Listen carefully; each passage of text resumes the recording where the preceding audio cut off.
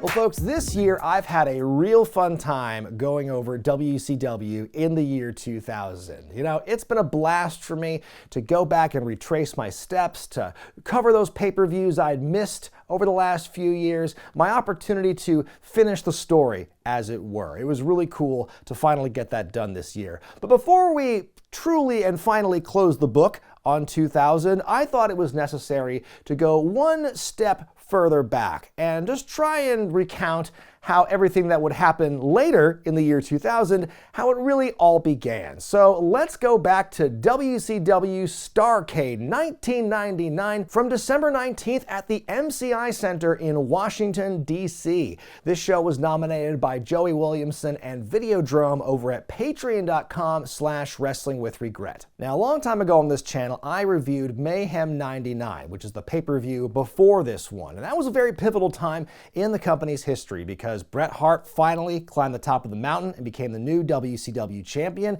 This is also a time when the powers that be were in full effect in WCW. They arrived on the scene right around Halloween Havoc time, started taking things over, really putting the screws to baby faces and building his own goon squad, seeming to be a force for evil, this Dr. Claw-like person you would see hanging out in the shadows. There's a sense of unease and lawlessness in the land of WCW and kayfabe. Of course, the powers that be being Vince Russo, who jumped ship from the WWF a few months ago and is the head writer in WCW. And I do want to address the elephant in the room here, the fact that as of this recording, Vince Russo and myself work for the same company in Juggalo Championship Wrestling. But I just want to let everyone know that's not going to cloud my judgment or my perception of this show in any direction. And I don't want this to be seen as a bashing Vince Russo video. That's not what I aim to do here. I'm going to go hard on this show, but I do have to say, I've said it before on this channel, and I'll say it again. If it weren't for Vince Russo writing in 1998, then I probably wouldn't have become a wrestling fan, or wouldn't have stayed one anyway. So, you know, I do hold a space in my heart for him because of this. And I do have to admit, in many ways, this show brought me a lot of joy and happiness. And that's really the goal I try and have with everything I do in this channel now. And so what I plan to do with this review is share some of that joy and happiness with all of you. And with that out of the way, let's begin. JCW Lunacy. New episodes every Thursday night at 7 p.m. on YouTube. For over 25 years, JCW has delivered the very best in pro wrestling entertainment, bringing fans deep storytelling drama, gut-busting comedy, and unbelievable in-ring action. From wild characters to unforgettable rivalries, JCW has built a legacy that spans generations of fans. Whether you've been watching since day one or you're brand new to the chaos, there's never been a better time to join the madness. See why JCW is the hottest promotion in independent wrestling today, where anything can happen, and usually does. Oh, take a look at this! Don't miss a single moment.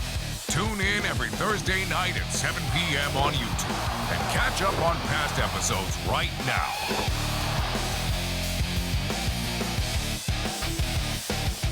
JCW Lunacy. It's more than wrestling, it's a way of life.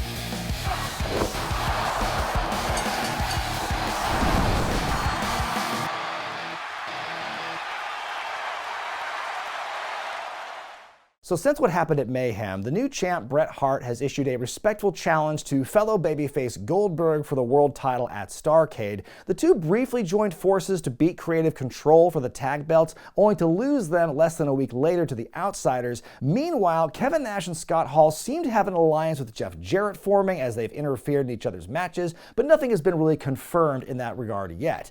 And one of the biggest threads right now as it regards to the powers that be is Roddy Piper. He recently came back after being gone for a few months, and he goes right away, gets into this feud with the powers that be, where he gets on the mic and he says, no more writers in wrestling. And, then he gets his mic cut. He goes to confront the powers that be, and they say, we're going to make you a referee, bro. And if you go against us, bro, we're firing you, bro. And so Piper is this very begrudging, like, yes, sir. And he's going to be very maliciously compliant. He's going to do things that, fall within the border of what he is allowed allowed to do as an official, like within his rights, but he's going to do some things to kind of spite the powers that be. And so it becomes this very, contentious relationship between the two of them, and we're just going to see how that plays out tonight. The show opens up with not one, but two hype packages. One is very nuts and bolts, and it's like breaking down all the matches on the card tonight, and damn, we have a lot of stipulation matches on this card. And then we just get like a fancier video package that highlights like 2 or 3 of the top matches on the entire show.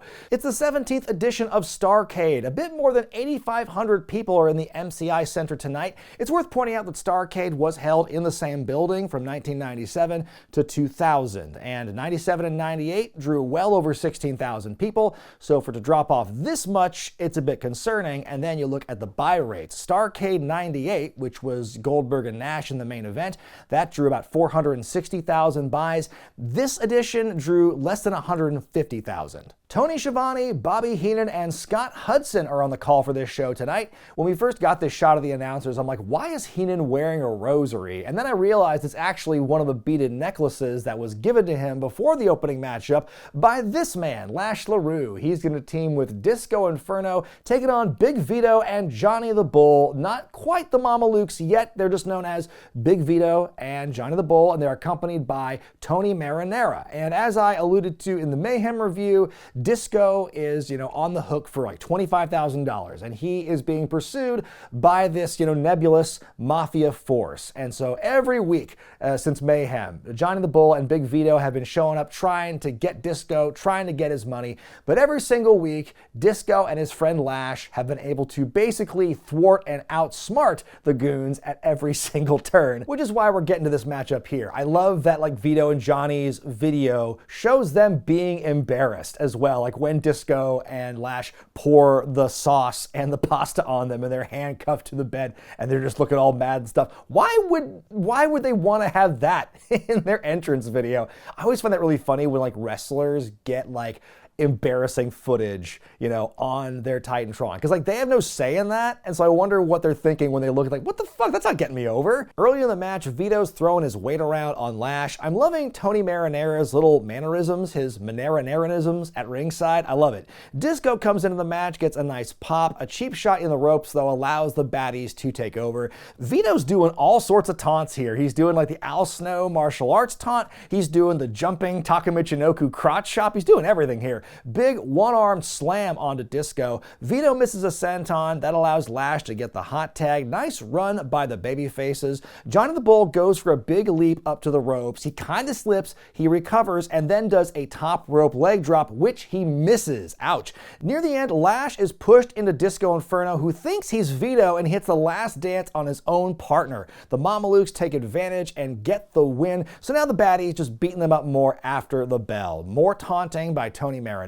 He pulls out a body bag from a briefcase. Then Tony holds up like this little bit of ether. He holds it up to Disco's face for like a half second, pulls it away. Disco like is still upright, and then he falls. This very slow acting, slow release ether that there's out there in 2000. He just puts it up to his face and then he collapses. They put him in the body bag. They walk away with him, and then as soon as they cross the curtain, they just put him down and take him out of the body bag, pick him up, and then put him in the trunk of a car. Why couldn't you just carry him in there in the body bag? It's like, okay, this is like a shoot body bag. You only have 60 seconds of oxygen in this thing. We gotta get you out of here to finish the bit. I'm gonna give it 2 stars out of 5. It's an okay match. Some good athleticism there by the Mamalukes. Again, great babyface fire by Disco and Lash. Kind of felt like a TV match, honestly. This show's got 13 matches on it, and I'd be hard-pressed to find more than 3 or 4 that really make this show feel like the biggest show of the year. The announcers reveal that U.S. champion Scott Hall is out with a knee injury. He can't defend his title in the upcoming ladder match against Chris Benoit, so they say they have stripped the belt off of Hall and just given it to Benoit, which is, well, that's a little weird that they would just grant it to somebody. That feels like more of a WCW thing they would have done. But then, right as they're talking about that, we hear Chris Benoit's music play. He shows up with the championship, and if I'm not mistaken, it looks like he's wearing the same shirt he'd end up debuting in the WWF with, but I'm might be wrong. So he's on the microphone, he recaps the situation to the live fans, and he says, the Crippler came to DC to kick some ass, and you all came here to see a ladder match for the title, so he considers the championship vacant, and he says, I want to win this belt the right way, so I'm issuing an open challenge to anyone in the back, and he says, if you want to get to the top of the WCW tonight, you've got to climb over the Crippler. Really solid promo here. It really shows how strong of a babyface, like finding champion, he wants to be. I also like that, Vince Russo, he really tried to get people involved in as much silly stuff as possible. I feel like Benoit was one person he didn't really touch in that regard. I felt Benoit was played pretty straight under the Vince Russo era. In a match for the Cruiserweight Championship, Evan Karagias defends against his former squeeze, Madusa.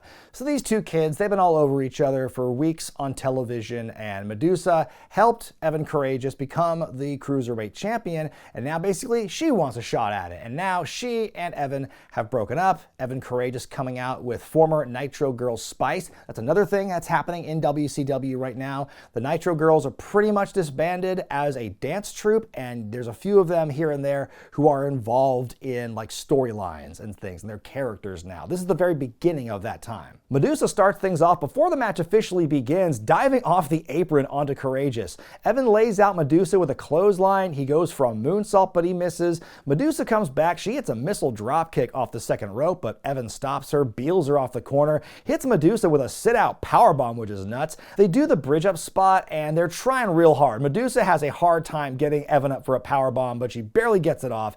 Dives off the top rope onto the floor. These two are actually going kind of nuts here. Spice gets on the apron to distract Evan, then Madusa hits Evan. The referee turns around, Spice with a teeny punch to Evan's balls. Madusa hits the German with the pin and the win. Madusa makes history, becoming the first female Cruiserweight champion, a distinction she would hold for a few years until Jacqueline ended up winning the title in WWE. For this match, I'm going to give it 2 stars out of 5. It was not a pretty match at times, a little rough in certain spots, but I got to appreciate the fact that they just go balls to the wall for so much of this matchup. Madusa is legit. Like, you watch a couple of her things in Japan or the stuff she did as Alundra Blaze, and she's a great worker. So I think that they did the best with what they had here. It's a silly matchup and it's a silly finish. Spice didn't look that great in the end. And this, by the way, is going to lead to Madusa dropping the championship to Oklahoma in a little bit. Backstage, Mean Gene Okerlund interviews the hardcore champion Norman Smiley, who is in full Washington football gear here. And Gene goes, at the risk of sounding negative, I get the impression that you're afraid of Meng. And Norman goes, cautious? Yes. Worried? Absolutely. But I'm not afraid. And then suddenly he just jumps out and scares and screams. And Gene's like, that's just a producer trying to count you down. And then he's like, are we off the air? Oh man, don't scare me like that again. You almost had me soil myself. Just making it as embarrassing for him as possible as we go into the next match for the hardcore title as Norman Smiley defends against the man called Meng. Norman Smiley is now firmly in the gimmick that is going to carry him through to the end of WCW, honestly. He becomes a very terrified hardcore champion where he kind of wins the belt last month at Mayhem, almost through no fault of his own, and then continues to get out of jams in increasingly contrived manners. He's a real escape artist with this belt, a hardcore Houdini, if you will. My favorite moment for Norman in this build, he's wrestling the Wall one week, and that's during a time when the Wall and Berlin are feuding. So Wall's got Norman in a goozle, Berlin hits the Wall on accident, Wall falls over but still has the goozle locked in, and Norman's just on top of him being choked as the referee makes the pinfall for Norman to retain. That I thought was just absolute insanity. I loved it. Norman makes his way to the ring with a trash bin full of plunder, including that big bucket of Surge. It has carbos. Meng's had enough of Norman's shit and just shoves the cart into Smiley, starts swinging the trash can.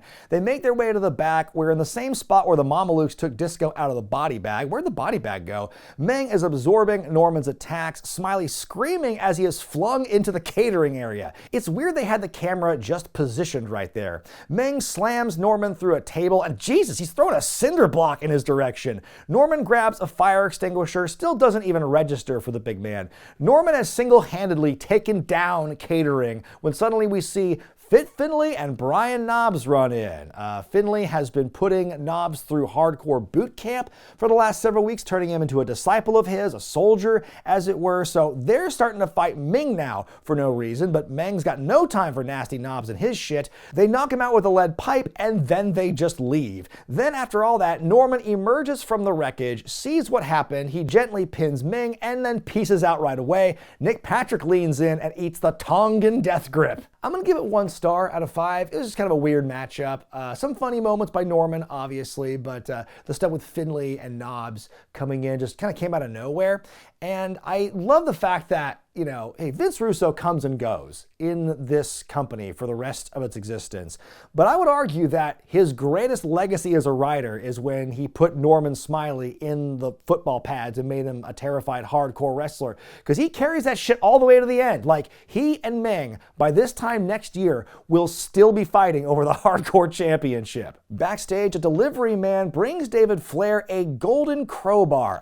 Finally, months of collecting all those proofs of purchase paid off. Elsewhere, we see Oklahoma helping to hype up Dr. Death. Then we cut away from them for a second. Then we cut back to them like that wasn't intentional. And we see the Misfits have apprehended Oklahoma. Well, that was a mess production-wise. Up next, in 8-man tag action, the Revolution take on Hacksaw Jim Duggan and 3 mystery partners. Well, back in July, the Revolution formed. It was Shane Douglas, Chris Benoit, Dean Malenko, and Perry Saturn. And their whole shtick was, we're a group of disgruntled mid-carders. We're mad at the system, we're mad at the man, and we want to take over WCW with our great wrestling ability. And that was fine. And then somewhere along the way, about a month ago, Revolution just went, well, we hate America now. Like, Benoit is not part of the group anymore. They've added Asia, who was the big China ripoff, and they're like, we hate America now. Like, we didn't turn our backs on America. America turned their backs on us because they were cheering, you know, foreign wrestlers more than they were cheering us. Okay, I mean, hey, I've heard worse justifications for hating America, I guess. And Shane Douglas is like, we have the constitutional right to say what we want. And then with every one of these promos they have, like every time someone brings up, hey, Saturn, like, aren't you a former Army Ranger? Didn't you serve this country? He just immediately derails it by saying something wacky. It wasn't just WWF he was doing that in. But do you know who's not gonna sit for this anti-America sentiment, tough guy? Why, only Hacksaw Jim Duggan, the resident janitor of WCW. He has been made to scrub the toilets and clean the floors in WCW as ruled by the powers that be. Why WCW needs their own janitor when like they're a traveling show and like the people who work the venue should be responsible for that? Beyond me. But anyway, the whole thing is that if Duggan can beat the Revolution in this matchup, then they all have to be janitors for 30 days. But if the Revolution wins, then Hacksaw has to renounce America. At one point, there's a confrontation between Revolution and Duggan, and Jim Duggan's got his 2x4, his trusty wooden 2x4. But then we get this bit where they're fighting over it, and you can see it like bending and twisting like it is not made of wood. Where do they find this 2x4? As you might have guessed, Shane Douglas is still nursing an injury here, and he can't compete, but he has the microphone before the match and says they're gonna give a revolutionary ass beating. Duggan comes out, gets the big old USA chant going, and then he welcomes his partners. Well, he introduces them really weird, because he just like says, my partners are the Varsity Club, Mike Rotundo, and then doesn't say the rest of the names, but sure enough, we get the Varsity Club with Mike Rotundo, Kevin Sullivan, and Rick Steiner. Wow, we haven't seen these guys as a group in about a decade. This was a comeback people were asking for. At least they're coming out with Leia Meow as a cheerleader. So as the Varsity Club makes their way to the ring, Shane's on commentary and he's like, you gotta be joking me. This is so unfair. And then when Schiavone is like, oh, if you lose this match, you could become a janitor. And he's like, I'm never going to be a janitor. Like, I love Shane Douglas and his just indistinct grunting he does on commentary. So Hacksaw starts out with a bunch of shitty strikes. He thinks about hitting Asia, but thinks better of it. Duggan is not even thinking of tagging in his partners at this point. He's just fighting all by himself against, all these guys in Asia. Boom, boom, boom, beating them all down. The commentators are pointing it out. The wrestlers are like, hey man, why aren't you tagging tagging us in. Finally, we get to this point where all the Revolution's in there, Varsity Club run in and even the odds. Kevin Sullivan's got no problem stomping on a woman and hitting the Tree of Woe. We know that much. Then the Varsity Club beat up Jim Duggan. What the fuck? Shane then says he sees an opening, so I think I'll take it. He runs in and pins Duggan for the 3 count. And then he goes, tomorrow night, Duggan, you'll renounce your stinking citizenship. Yeah. I'm going to give this one a half star out of 5. This is so weird. Why would Hacksaw have even brought back the Varsity Club in the first place if he was never going to tag them in? Like at one point commentary is like, it's like he doesn't even know he's there. Like he brought them to the match. And then he ignored them. Like, yeah, if I were the Varsity Club, I would have beaten him up too. I like the fact that they beat up both the Revolution and Duggan, and they walk away. So they're not really attached to any of this by the end. Backstage, Mean Gene is with the Misfits, who have Oklahoma trapped in a shark cage. He asks how and why. Jerry only says they're going to make damn sure Oklahoma sticks around and keeps his end of the stipulation for our next matchup as Vampiro takes on Dr. Death Steve Williams. And if Vampiro wins, he gets 5 minutes with Oklahoma. Now, I've talked about him before. Oklahoma, the fake JR, played by Ed Ferrara, one of the writers of WCW. He brings out the real Dr. Death Steve Williams as his heavy for the last several weeks. And also, we've made mention of the fact that when Oklahoma first debuted, he was doing the Jim Ross voice and also like squinching up half of his face to make it look like Bell's palsy. After several weeks, he finally stopped doing that. There was a segment where the Misfits just cover him in barbecue sauce, and then the next appearance he's like, it cured me, which is fucking weird, but he's not doing the face thing anymore, but he's still doing the voice. He's still like calling matches with the other commentators yelling over them, speaking in sound bites and whatnot. And so you see him getting rolled out in the cage. He is mic'd up and still joins commentary, which is both parts annoying and kind of funny. Great opening moment where Vampiro dives off the cage onto Williams, and Oklahoma just goes, what the hell? What in the hell was... It's a physical match with a lot of striking. One of my favorite parts is that, Dr. Death will chop Vampiro and Oklahoma goes, chop, chop, chop. And like he keeps doing chops. So after a while, he's like, hey man, you gotta do a different move. I'm tired of saying the word chop. And so there's also a great moment where Scott Hudson talks about Oklahoma's barbecue elixir. Like, whoa, let's stop trying to invent new words for this shit. Just say barbecue sauce. That is not a trademarked phrase. We get this crazy suplex off the top by Dr. Death. That could have gone poorly. The Misfits get involved. Dr. Death throws out Jerry Only. He throws out Michael Graves. He throws out the other two. Boy, these last two do not know how to work. Vamp hits the spinning kick, Doc catching another one and turns it into another suplex. But man, Dr. Death loses control. He just kicks too much ass and he gets disqualified. That means Vampiro wins the matchup and that Oklahoma has to be in the ring with him for 5 minutes. But then, after the bell rings, Dr. Death beats down Vampiro some more. He's laid out, and so Oklahoma's like, okay, now's my chance. Come on, get me out of the cage. I'm going to fight Vampiro. And then for the next, minute or two, it feels like an agonizing length of time. He's like, let me out of the cage. Let me out of the cage. Vampiro is just still selling on the ground, and no one's making an effort to unlock him. There is a boring chant as Oklahoma tries to get out. Finally, he does. And then after all this time spent, it's never really made clear if the 5 minutes began immediately after that Vampiro Dr. Death match. By the way, I give it a half star. Or it begins when Oklahoma gets in the ring. But anyway, the match begins, and then he gets some shots in. He hits him with a jumping DDT. He's taking this seriously, and he's getting an alarming amount of offense in on Vampiro, who has just been selling like crazy forever. He should not be selling this much. Oklahoma ducks a kick and kicks his leg out from under his leg. How is Oklahoma doing this? By no means should the fat manager be having any offense on Vampiro. This should have been done and dusted in 30 seconds. But no, we got more of this. Vamp finally hits a Uranagi on this offensive machine known as Oklahoma. Then he throws him into each of the Misfits in the corners who hit their shitty strikes on him. The camera keeps cutting to the absolute worst angles. They rip his shirt open, nail in the coffin, the win from Vampiro. Look, few matches in all the years I've been watching wrestling have made me fired up and angry, shouting at the TV going, why is this happening? I give it -5 stars. Get the fuck out of here with Oklahoma getting any offense in, much less a leaping DDT on Vampiro. No.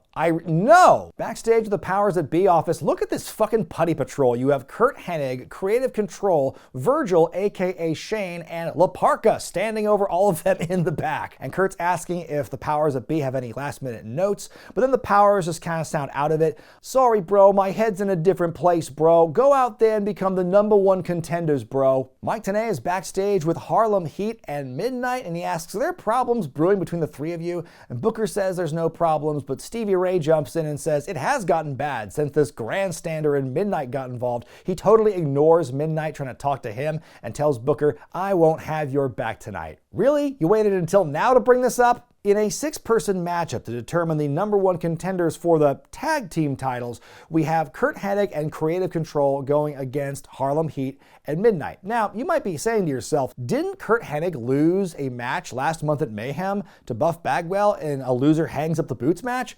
Well, yes, he did. And then they just undid it one night later, and now Curt Hennig's wrestling again for the Powers That Be. Harlem Heat has been in the Powers That Be's crosshairs as of late. They even fired Paul Orndorff from coaching at the power plant for doing too good a job training Midnight, evidently.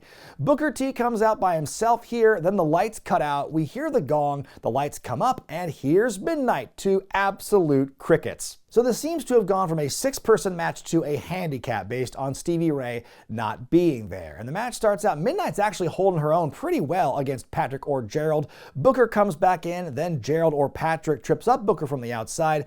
Booker's able to fight back, he hits the axe kick, he tags Midnight back in, she hits a nice drop kick. Suddenly Shane gets on the apron, causing a distraction. That allows Midnight to get clobbered and just double teamed. Stevie Ray finally comes out, but Booker rejects him. What is Booker thinking? Midnight continues taking all sorts of heat from the twins and Hennig. We get a supposed hot tag that Nick Patrick doesn't see. Booker's all over the baddies as Stevie Ray continues to chat with the ref. Booker pins Patrick or Gerald. Nick Patrick doesn't argue the tag, he just goes for the count. Hennig blasts Booker in the back of the head with a loaded fist right in front of the referee, and Nick Patrick's just like, come on, get the fuck out of here. Then we miss the winning pinfall as the camera cuts away to Midnight on the outside. Fabulous. I'm going to give it a 1.5 out of 5. I think Midnight had a lot of potential, but it might have been a case of, wrong place, wrong time for her.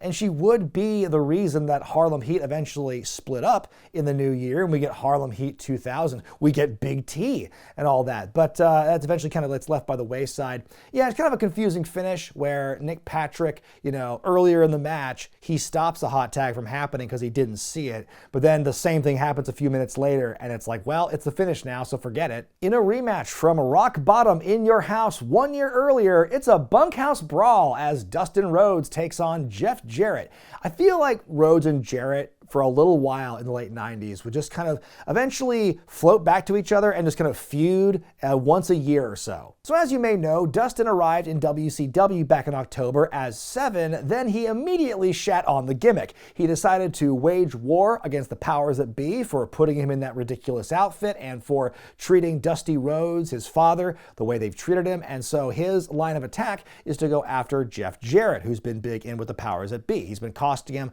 a fair number of matches, including a world title shot the night after Mayhem. So Jarrett challenges him to the Bunkhouse Brawl. He says, didn't his fat daddy invent the match? And Dustin goes, I'll be your fat daddy at Starrcade. And one of my favorite bits in the build to this is Jarrett does this thing on Thunder where he comes floating in on the wires dressed as Seven to fuck with Dustin. I love how that is a huge part of Jeff Jarrett's heel repertoire. When he wants to fuck with people, he just dresses up as them. He dressed up as Sting, he's dressed up as Seven, he dressed up as Doink, he dressed up as, Dusty Rhodes at one point. Tenay is backstage with Rhodes, who's wearing a Dusty Rhodes American Dream Tour 2000 shirt, and he says the bad-mouthing stops tonight. Just then, Jeff Jarrett runs in wearing jeans and leather chaps. The brawl begins thusly. We get a wheelbarrow brought out at ringside, Jarrett knocking Rhodes into it, wheels him to the barricade, then Rhodes slams him in the wheelbarrow. Look at that baby bend. Back in the ring, Dustin produces the bull rope. He ties one end to Jarrett's wrist, just beating him up all over the announce desk here. Dustin's not done. He throws powder into Jarrett's eyes, whips him with a belt, whips the referee with a belt. Then keep in mind, it's a no disqualification match. He can do whatever he wants to his opponent opponent, but Dustin decides to just grab some duct tape and starts taping referee Billy Silverman's arms to the ropes in the corner to stop him from doing whatever it is. And Silverman's like, Dustin, no, stop, what are you doing? And then finally Dustin just puts the tape over his mouth, which gets a big pop. I love that. Jarrett takes Rhodes to Dick Kick City, then Curt Hennig appears, and he frees the referee. Why was he taped there in the first place? Jarrett cracks Rhodes with a stick. A piece flies out of the ring. Look at Hennig follow it to see where it lands. They do the arm drop thing. Dustin fights out at the third one. Hennig is now openly getting involved. Look, if it's anything goes, why bother doing the whole sneaky thing? Just run in and help beat him up. Shattered Dreams to Jarrett. The cover, Hennig yoinks the referee. Now Dustin gives him the kick. Scott Hudson points out that we have 3 second-generation wrestlers in the ring together at this point, and I'm like, that's pretty neat. Up the ramp they go. Dustin climbs part of the set, thinks about it for a second, then he stops. Hennig comes back, Dustin hits the bulldog on him, Jarrett with a super El Kabong off a nearby ladder, Jarrett with the cover and the win. This one gets 2 stars out of 5 for me. I thought it was kind of a silly hardcore match, and it doesn't do the match type any favors when, we have established now in WCW that hardcore matches equal comedy, because Norman Smiley's in all of them. So when you have another hardcore match here, it's kind of hard to take your mind out of that, especially when you have silly stuff like Dustin Rhodes taping the referee to the ropes. Billy Silverman probably could have just ripped himself out of it if he really wanted to. He might have lost a few arm hairs in the process, but still. We see David Flair in a dark and spookily lit room with his golden crowbar and his destroyed teddy bear, as we get ready for a crowbar on a pole match as Flair takes on Diamond Dallas Page. So, as we have seen here in the last few months, David Flair has gone nutty. He's beaten everybody up with a crowbar. He took Diamond Dallas Page out of action a while ago. He's terrorized Page's wife, Kimberly. They even had a match, a really, really shitty match at Mayhem. But during the build for this, I'm like, wait a minute, isn't David Flair working a program with the Maestro right now? Like, there's been these backstage bits where David Flair is disguised as the Maestro and he kidnaps the Maestro's lady, Symphony. He beats up Maestro and stuffs his half-dead carcass in a piano and shit. And like, that goes on for 2 weeks or so. And then afterwards, never brought up again. And okay, I guess we're going back to DDP now. In the promo zone with Mean Gene, DDP's like, everyone says that you feel sorry for David Flair because he's got problems, but you hit me with a crowbar and stalk my wife? Damn right you've got problems. Really good promo. DDP makes his entrance, but then he's attacked from behind by David Flair with his own golden crowbar. Page is down, the referee's checking on him. David Penzer's about to announce that DDP is unable to compete, but Page grabs him and Penzer makes a funny noise. The winner of this guy! So Page is like, I'm good to wrestle after all, and then the referee, who just a second ago was like, you're not good enough to wrestle, is like, okay, I guess you're good enough to wrestle, and the match is on. So it's crowbar on a pole. The point is to take the crowbar hanging from the pole down and use it as a weapon, even though David Flair literally just walked in with his own crowbar and just bludgeoned DDP half to death. My favorite line of the night comes from Scott Hudson, where he says that Page has notoriously weak ribs, which that's an unbelievable way to describe him, because you think about 98, that's when I started watching wrestling. All I knew about DDP for a long time was he had perpetually taped up ribs. So after that initial beatdown, they're just having a regular match now. They kind of ignore the pole in the corner. We get a double down. Before going up the pole, David actually locks in the figure 4. Page reverses it. Flair is still the first one to get up. He grabs the crowbar from above, wears the one he came with,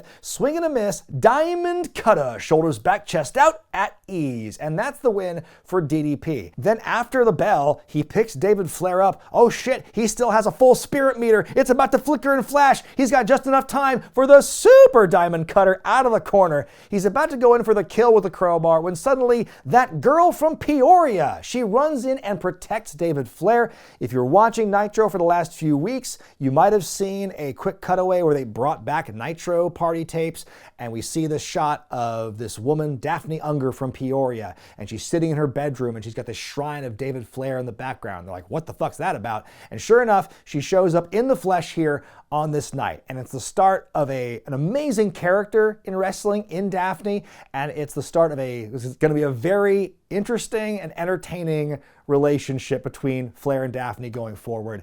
I give this match 2 stars out of 5. It's way better than it had any right to be, given that David Flair is in it. But God bless DDP for carrying him and walking him through a pretty good match. Flair did okay for himself. And so that's, the weird wonkiness, the timing of the crowbar beatdown aside, it was still a pretty good story told, and hey, yeah, we got Daphne out of it, so that's pretty cool. In our next matchup, a tale as old as time as Sting battles his former best friend, Lex Luger. Well, the total package, as of late, has been a big old meanie to his valet, Elizabeth. Last month at Mayhem, when Luger was fighting Meng, Liz accidentally hit Luger in the face with some mace, and so now Luger's very upset, and now he's just really treating her bad, like putting her in really uncomfortable situations. He wants her to wrestle Meng one-on-one. He wants her to wrestle in a mud pit on an episode of Nitro, and doing all these just demeaning things to her and everything. And you got Sting, who's showing up and trying to defend her honor, and he comes up to her and says,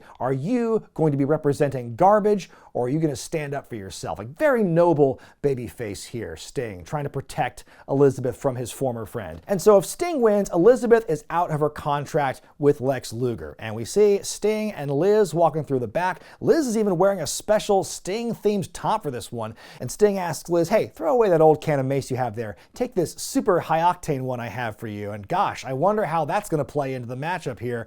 The match begins with Luger jumping Sting, taunting Elizabeth periodically. Sting stings up. We get some ping-ponging between he and Elizabeth. We get a double down. Liz comes in with that super powerful mace, but she goes right over to Lex first. Sting sees the ruse and realizes that she's with him all along. And then Liz is like, mace, bitch, but surprise, it's silly string. I couldn't believe it. Sting outsmarted the baddies. He saw it coming and he planted the silly string on Liz to catch her in the act.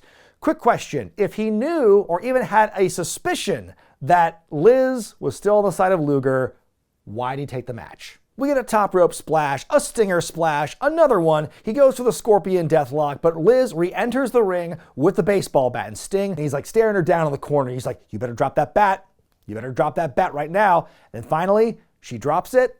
He goes like, good, and turns to walk away. Turns his back to her like a dumbass because she didn't leave the ring. The bat's still there. She just picks the bat up, and when Sting's turning around to get in the Scorpion Deathlock, she baps him right in the face with it, and then they call the disqualification. Why is Sting so dumb? Why did the referee not call a DQ earlier when they were slapping him silly, when Liz was slapping Luger in the face? Is that not a DQ? Oh well, so Sting is knocked out here, and now Luger and Liz working together. They Pillmanize the shit out of Sting's hand and arm. He can't even sell it because he's knocked out so bad, and that's where we end. I give it a half star out of 5. Look, these two have great history and chemistry together. They could just play the hits like they did in this matchup, and it would have been fine. It would have been a fine match, if not for this wacky swerve and this DQ ending.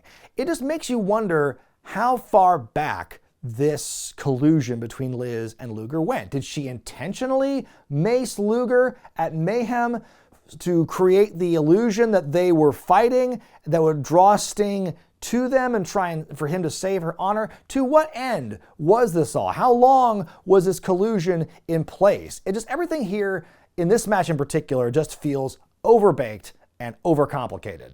Up next, a Master of the Powerbomb match. Kevin Nash takes on Sid Vicious, and you only win by hitting your opponent with your signature Powerbomb. Well, over the last couple of months, Sid Vicious was a big nasty heel feuding with Bill Goldberg.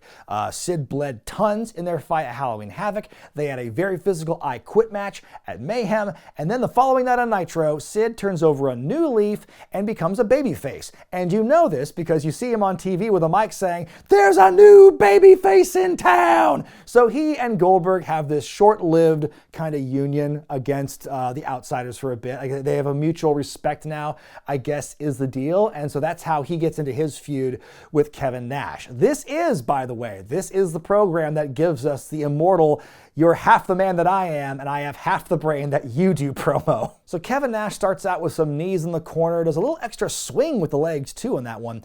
Nash goes for a clothesline, even goes down with him. They run it back. Sid goes for the powerbomb, but Nash hits a low blow. Sid gets a big cut on his back somehow as they're fighting on the outside. Some backy-forthy brawling. Sid using a chair. I guess it's no DQ. The Irish whip is reversed. Slick Johnson gets smooshed. Sid barely gets the powerbomb off on Nash, but the referee is still down. In comes Jeff Jarrett, who runs in and El Kabong Sid, and he gets rid of the evidence. But why bother if it's apparently no DQ? Nash goes to the powerbomb, but his back is too weak, so he just says fuck it. He picks the referee up and says, I powerbombed him. And the referee goes, okay, and then he rings the bell. And he gives the match to Nash. Even though he didn't do it, he just lied, and the referee said, okay, I believe you. Oh,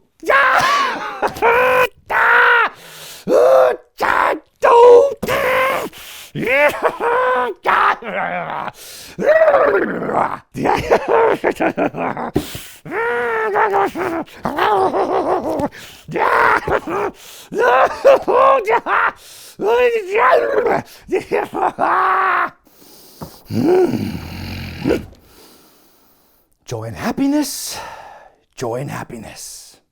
In a ladder match for the United States Championship, Chris Benoit takes on a mystery opponent. So let's talk about Scott Hall for a second. In the build to this, he was not only the US champion, but he also was briefly the television champion, beating Booker T for the belt. But what happened on television was he was sick of the TV title, and then he slam dunked the championship, retiring the belt in a pretty disrespectful way. So Scott is set to defend the US title against Benoit in a ladder match. And the whole build is like, hey, I'm king of the ladder match, Chico. But like they said, they mentioned that Scott Hall is injured, won't be able to defend the belt. Wow, the day of a big pay-per-view where he's expected to maybe lose a match, a member of the Outsiders can't compete? Get the fuck out of here. So who's Benoit gonna wrestle tonight instead? Well, stroke my slapnuts, it's Jeff Jarrett.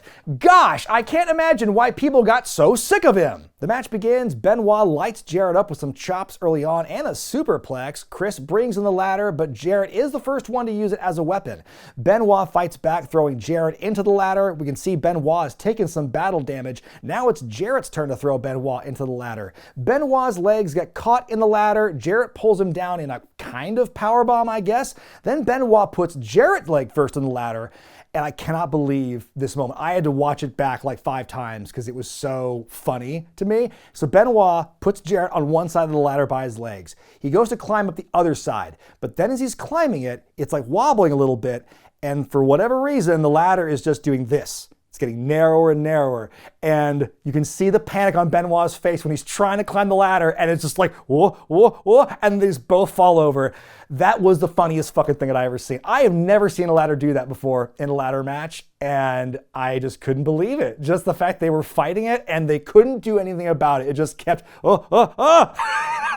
Benoit's climbing up again. Jarrett hits a missile drop kick onto the ladder, and the ladder just boings out of place, and Benoit takes a big tumble. Benoit rolls under the ladder, drop kicks it back into Jarrett's face. He climbs to the top, the tippy top. He's literally touching the belt, but decides to hit a super diving headbutt to Jarrett instead. Just saying, you could have grabbed it, then done the dive. But anyway, he does the big move, goes back up the ladder, and then he grabs the belt to win. Finally, a good fucking match on this show. I give it 4 stars out of 5. And you know what? That might be artificially inflated, but at this point, I do not care. And now it's time for the match you've all been waiting for, folks. It's no DQ for the WCW Championship as Bret Hart defends against Bill Goldberg. So after Mayhem, Bret got on the microphone and said he has unlimited respect for Bill Goldberg, and he wants to give him a title shot at Starrcade. And so they have this mutual respect thing, and they even team up together a couple of times on TV. And they beat Creative Control to become the tag champs on Thunder, and then the following Monday, they lose the belt to the Outsiders on Nitro. And the whole thing with that is, right before the match, Bret Hart's hurt. He's backstage. He's hurt. Somebody attacked him. Who do you think it was? And then when the match happens, Bret shows up a little later, still selling the injury. He's too weak. He's too hurt, and ultimately takes the pinfall, and the Outsiders win the tag belts. Then they have a rematch that same week in a steel cage for the belt. That seems a little excessive. So Tenay is in the promo zone with Bret Hart, and Hart says no matter what happens, Bill Goldberg will lose. He says he's going to prove himself to all the doubters and skeptics tonight, whether Bill Goldberg likes it or not. We get our intros, Michael Buffer's on the mic, the match starts out nice and deliberate, some big lockups, Bret tries to go for fundamentals, but Goldberg is all power, and that first forearm shot you see right there, Bret mentions in his book, that is the first thing that happens in the match that knocks him loopy. and we'll be paying attention to that throughout this match. Goldberg's all power, he hits that press slam and some big clotheslines. He goes for that rolling ankle lock, but Bret counters into a sharpshooter attempt, but Goldberg powers out of that. That was pretty cool. They're fighting on the outside. The referee gets laid out somehow. How'd he get in their way? Back in the ring, a big kick to the head by Goldberg. Not that kick. Then we get another ref bump when Robinson's in the path of a Goldberg suplex. He goes for a spear, but eats nothing but ring post. Bret goes for his figure four around that ring post, and when he goes up to do it, he lets go and comes down and just splats the back of his head right on the ground.